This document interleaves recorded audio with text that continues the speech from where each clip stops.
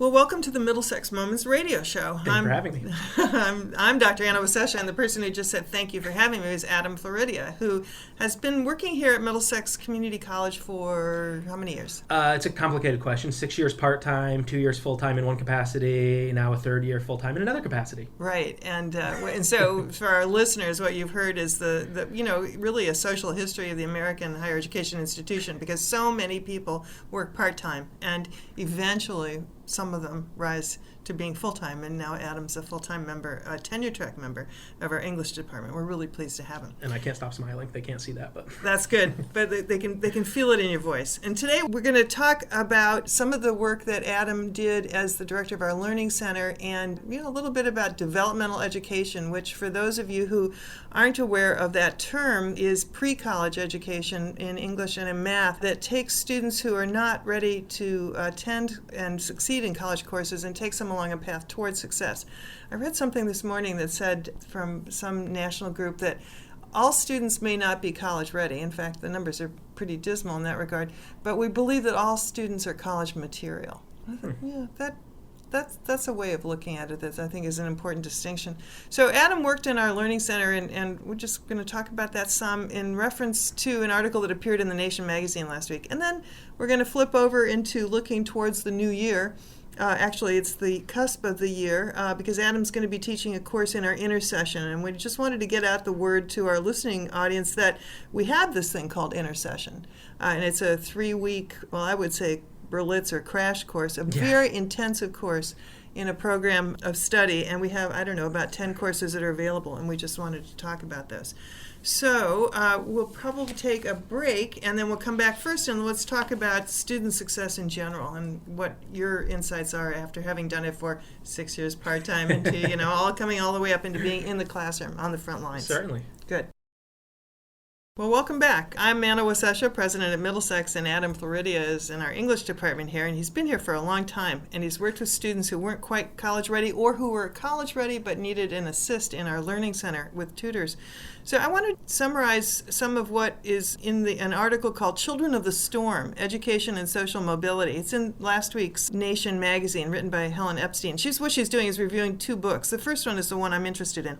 Not that I'm not interested in the other, but it's called How Children Succeed, Grit, Curiosity, and the Hidden Power of Character. A New York Times journalist named Paul Tuff wrote it. He begins his discussion by trying to explain why American students seem to be failing vis-a-vis students around the world. So there's this thing called the Organization for Economic Cooperation and Development, and they give this exam to students in the sciences and in language arts and in math. In America, the United States ranks 21st of 26 Organization of Economic Cooperation and Development countries in high school graduation rates. Yeah, exactly. And it goes on to say, in New York City, 72% of African American boys fail to graduate. Wow. From high school. And of those who make it to college, rich, poor, black, and white, 40% need remedial classes, which is something you could see among the students. Which is the norm here. There was an article in the Chronicle a couple months back that said the majority of students need remedial education based on SAT scores. So it's not just the students we're getting at a community college who don't necessarily take the SAT, but based on the SAT benchmark, it's the norm. Right. And so, I think everybody's sort of turning in a circle wondering who to blame and what, why have we arrived at where we've arrived. And what I loved about this article, though, about his book, is he talked about children who grow up with tremendous stress. Now we have the advances of science to help us out, this trying to explain phenomena that we just can't make sense of. But he says the brain doesn't merely grow bigger like the other organs. It molds itself to the perceived environment by creating and destroying billions of neurons in different parts of the brain, which is an amazing picture. And you have a 1-year-old. Is he 1? He is 10 months. 10 months. So, coming up. The baby's a worm with a nice big head, but obviously they're continuing to grow, and that's very important. So the brain molds itself to the perceived environment, and when a child grows up in a highly stressed environment, they become hyper alert to threat and extremely poor at planning and organizing tasks, delaying gratification, and controlling emotions. So I'm going to go on, and then I'd like to hear what you think about this. These are the very abilities needed to, I'm quoting now, the very abilities needed to spend long hours in a library, pay attention to a boring lecture, which I'm assuming we don't have here at Middlesex, plan and carry out complex activities, and believe that hard work will pay off in the future. And this may help explain, why some children find it difficult to concentrate, are angered easily, become disengaged, depressed, discouraged, and privilege instant gratification over long-term rewards. So does that resonate with your experience? What do you think about that? That's interesting. It's much more scientific than stuff I've recently read, which does have to do with having a child. Read books about having a happy and healthy child.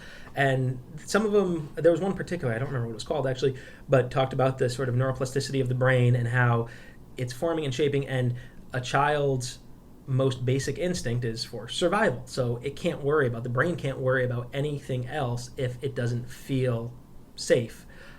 So it talks about giving, basically what that article is saying, just not as scientific, with providing a nurturing environment. It talked about empathy as one of the best things you can teach a child, not only then to relate to others, which would come in handy later in life, but to be able to maybe assess, just realize, be cognizant of, and analyze his or her own emotions as well. What gets me about these studies, though, is I like that the science can look at our brains and come up with some helpful explanations for maybe why we are the way we are. I worry that people might read that and think that, well, science made me that way and I can't change, almost like it's fatalism. Because I'm sure that there are plenty of people who come from not so great environment and yet overcome it. So I wonder what the difference is between those students and the people who end up with these later difficulties in life, paying attention. I mean, and you did mention in the article, it says that the brain is always molding. So I think it doesn't just relate to childhood. Those are formative years, but someone who has a great childhood and then is in a very distracting, unsafe environment later on in life can sort of develop those bad habits. Right. And with your 10-month-old, you're pretty much, you and your partner are pretty much the universe of the world for that child. When you take your child to kindergarten for the first day and you release them into the care and feeding by those teachers and by the classmates, you realize that there's so many other things now that are going to happen that you have so little control over. Yep. I think that's part of the exasperation about the school systems. It's complex, and the parent loses control over some of that. And I also, in my experience, it has been the case that students who are successful have either had a very caring adult in their personal lives or a caring teacher. Yep. Or staff member at the school who's taken a special interest in them and really tried to reinforce all the positive things about being successful. Yeah, I agree, and I think I've always looked at it from having just become a recent parent. I've always looked at it from the teacher's point of view, that not as the parent who's losing control of the student and of the child and sending him or her into an environment where there's a lot more variables and the teacher can influence them. I've looked at it as, having taught high school and now here, getting students who already have bad habits, lack of motivation, complete apathy, poor study skills, poor attention skills. And if I see a student for 50 minutes a day or an hour and 20 minutes twice a week, and I've got 30 other students, there's only so much as a teacher I can do to help change that. And there definitely are teachers who can get involved, and we can make a difference. But that was always my frustration, especially in high school, where when I'd have parent-teacher conferences, the parents would come to me and say, oh, he's terrible at home and he doesn't listen and da-da-da-da. And almost like they'd expect me to fix that, when in my mind, my job was to teach English for 50 minutes to those students and make sure that they could understand the symbolism in Lord of the Flies or what have you. So I've always looked at the problem as coming from mainly the home, and they need that stable home environment. And I do think it's also tougher to change once we have the older students, high school or college level. Although the brain can always change, I think the longer a bad habit has been sort of ingrained and become habitual, the harder it is going to be to make positive changes. I know that you had success in the Learning Center with students who were, struggling in school. So, can you kind of think back? How did you figure out a way to help them? I think part of that is because tutoring is optional. So the fact that students would even come in to seek that additional help, they're already going above and beyond in some sense for their classwork. They must care about the class. They're putting in that extra time. So once they were there, helping with students who want to learn, that's no problem. Somebody who wants to put in the effort and has that desire, that's great. And then we can help them with study skills to address those other issues like problems paying attention, short attention span. There's plenty of strategies that we can then teach them as long as they're receptive to it. I think the real difficulty is when, again, it's the apathy when students don't care or when they're not receptive to it. Basically for everyone, when I was had my role in the Learning Center, I just tried to make the place as inviting, as friendly as possible, so that even if maybe you were struggling in a class and you didn't care too much, and your first thought wouldn't be to, I'm going to go seek tutoring. Well, if you saw me on campus, I was friendly and nice, or you talked to some of the tutors, or you heard other people talking about how it's not only helpful, but it's kind of a, dare I say, fun place to be. There's a nice atmosphere. You might go in there for that reason, and then, hey, you come out and get the better grades because of the studying as well. Right, exactly. Well, I mean, his title, is Grit, Curiosity, and the Hidden Power of Character. So that all of those things, I mean, as you were saying, a student's going to at least want to get some help to do better in a class, and then you can ratchet it up from there. Yeah. Well, there are these examples around of charter schools that have been working with the high schools. I mean, charter schools are actually alternative schools that run outside of the traditional school system framework. And one of them is called Knowledge is Power Program. It's always referred to as KIPP. I knew about them back in Minnesota. They focus on poor children exclusively. And they try to instill attitudes of respect, perseverance, and conscientiousness. That's how it's summarized in this Nation review of this book. But that respect, perseverance, and conscientiousness, what do you think about that? I think that is a phenomenal mission for a school, especially if you start ingraining those qualities, those traits in students at a young age, because those are the more general, broader, maybe less tangible qualities that someone needs to succeed in school, regardless of the subject. You might not have a great grasp of English, or math doesn't come naturally. If you have those, if you persevere, and what were perseverance, respect, perseverance, and then conscientiousness. And if you're a conscientious student, you're going to get the help no matter what you need to do. You're going to be aware of your grades. You're going to be aware of the situation. You're going to be aware of what you need to know. You're going to care about it.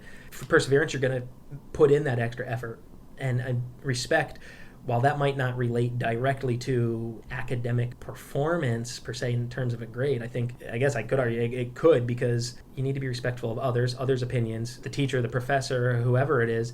And in preparing students for the job place, we're preparing them to deal with other people and get along with other people. There's very few jobs where people work in isolation now. You've got to know how to work with others and collaborate. And I've seen every time I walk by a classroom, most of the times, students are in small groups. It doesn't look like some of the classes I had back in college, where I was in a 300-person lecture hall. I sat in the back and the teacher up front talked for an hour. It's a collaborative learning. Students are guided by the instructor and then asked to sort of apply their skills and also learn from one another, help one another. And I think that does prepare them much better for what types of real jobs they'll encounter. Yeah, I think that kind of active and collaborative, engaged learning is the ticket, I would say.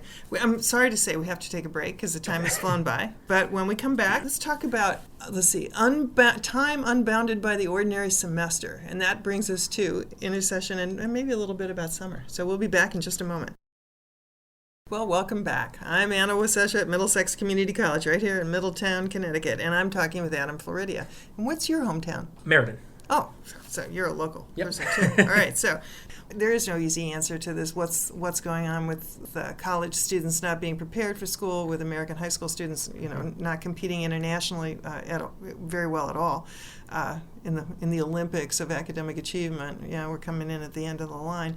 And one of the things that we do know is that children experience learning loss over the summer, especially the children who don't have a really stimulating home environment where there's reading and cultural activities and high quality summer school programs. And then we also, I don't know that there's learning loss in a college between December 22nd when we finish our fall term and January 20th or so when we start our spring. It's a long enough break. Yeah, it is. You start to forget things. Yeah. One of the instructors for this Intercession, and the Intercession starts on December 27th. Yep. and it ends on January 15th, and it meets Monday, Tuesday, Wednesday, Thursday, Friday from 9 to 12:15. What are you going to do for 4 hours, 5 days a week? Oh my God, we're going to have the best, assuming it runs, if people actually sign up for it, and they should, we're going to have the best class ever because it's 12 days. It's pretty intense. My class is English 102, which does fulfill requirements for, I think, every single major, at least most majors, and it's Introduction to Literature, which means basically for 12 days, for 3 hours, we're going to be talking about some of the best fiction, short stories, poems, and a play ever written. Okay, well, I'm an English major. I was an English major. Once an English major, always an English major. So I want to know, what are you going to be reading? I don't have a totally constructed syllabus yet, but I've taught 102 before, never in this condensed a fashion, but I usually start with short stories, and I've got to have The Cask of Amontillado by Poe. Just even the first line is brilliant. The reader we have has a short story called Araby by James Joyce, which I think is a phenomenal read by one of the masters of our language, yet it's much more accessible than, say, Ulysses or, God forbid, Finnegan's Wake. So this is a great sort of intro to Joyce for students, and I think the story is a really good look at sort of the disillusionment that happens between childhood and adulthood. So maybe even more appropriate given our discussion earlier in the show. Yes, right. Looking forward to this, and then here's the reality of the world. Right. What else read? A Rose for Emily by Faulkner, because the end of that is incredible. I'm not going to say anymore. Let's see, what else are we reading? Short stories. Something by Flannery O'Connor, Good Country People. I was torn between that and A Good Man Is Hard to Find. I like Good Country People just because of the levels of irony in it. Hills Like White Elephants by Hemingway. I hate to admit I'm really not a huge Hemingway fan, at least not his novels or novellas. I do really like his short stories, and I think that is a particularly amazing one because you can see what an author can do with just dialogue, and that's usually one of the stories that students will read, and then we'll talk about it in class, and they will have no idea what it was actually about because the characters are having a conversation, and what they're talking about is very subtle and really takes a lot of inference. And The Things They Carried by Tim O'Brien. Can't leave that out. Minnesota. The one chapter, the short story of the book, and again, a phenomenal just example of what can be done with characterization. You get to know these characters and everything about their lives just by the things they carried. Exactly. Well, they're getting a great exposure to 20th century authors. That's what I'm teaching a BritLit class this semester. So we went from Beowulf up until we were stopping at the Romantics. I loved that because it gave me a chance to pick out and kind of thematically design and go through literary time periods. Sometimes I like this survey course, like Introduction to Literature, even better because I'm not shackled by time frame or genre or even American or British lit. I can just go through any book and find the best short stories ever written, the best poems ever written. I love to share that enthusiasm. That's great. Is there some poetry in here too? There is, and I have not picked the poems yet. Okay. Off the top of my head, The Flea by John Donne, because I think that one is fantastic. I can't imagine. Sometimes I take for granted that people have read the same things as I am, forgetting that I'm an English major, so I took probably a lot more English classes than, especially our students who are going to be in an Introduction to Literature class. So it boggles my mind that someone might not have read To His Coy Mistress by Marvell, and you can't go through life and not read that. That's alluded to so many times and in contemporary TV and movies and stuff. So it's shocking if I talk to someone, I'm like, oh, you haven't read that? Oh, that's right, because you're taking an Intro to Literature course. I read that maybe 3 or 4 times throughout the course of my English classes. But yeah, it does. I think, of course, I suppose we could sit here and talk about all the great reasons to major in English. You get to talk about stories, and you get to read. That's right. Yeah, you get to read, and you get to see the creative mind at work, and you imagine things you would never have imagined. But you're right about just also being able to understand the history of the world, everything, the history of the world through the eyes of literature, because it does explain in a lot of ways. And I think you also can decode. I like the word decode recently because I think so many things are a puzzle. Like what, here's the puzzle. Because students aren't ready for college. How do we decode that? And you were jumping on that. I jumped on the word puzzle. That's how I think of books. They're puzzles to be unlocked. And I've always liked brain teasers and puzzles and stuff. And there's just a great book has so much in it, so many just allusions or even self-referential quotes. One of my favorite authors is Vladimir Nabokov, and his book, talk about puzzles. His books are like puzzles. Pale Fire is a poem he wrote that's 999 lines, and then by a fictional author, and then it's got endnotes that are 100 some odd pages by another fiction. The levels of interpretation for that, it's like when you figure out a riddle. It's reading books can be like figuring something out. I just got hooked on and discovered, I don't know how I didn't know about him, but I got a book sitting on the table here by Georges Perec, French author, and he was part of a group called, I'm going to murder the French, but Oulipo, and it stood for Au revoir of Literature Potentiale. It was this group of people who used mathematic equations or puzzles, and they called them constraints, to kind of drive the writing. So I just finished a book by Georges Perec where he did not once use the letter E. Entire book. Wow. That limited him to something like, I think it was 15% of the words in the language. Then to make up for it, there's a short story in the book I have by him now, 3, that it's a 60-page short story. The only vowel he used is E. Are you kidding? And every one of my students in class knows about this, even though it has nothing to do with our curriculum, because I have this book and I carry it with me to class. And I'm like, guys, there's a book where an author wrote a book without using the letter E, or only used the letter E, and it's just mind-boggling.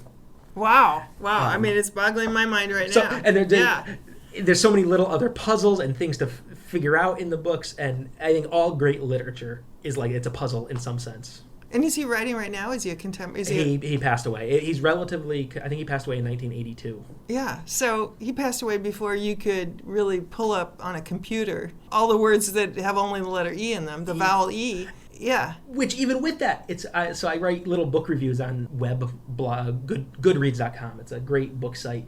And I tried to write a review of his Avoid, which is the no E book, without using the letter E. I had the thesaurus open on the computer and still took me like half an hour to write 5 sentences.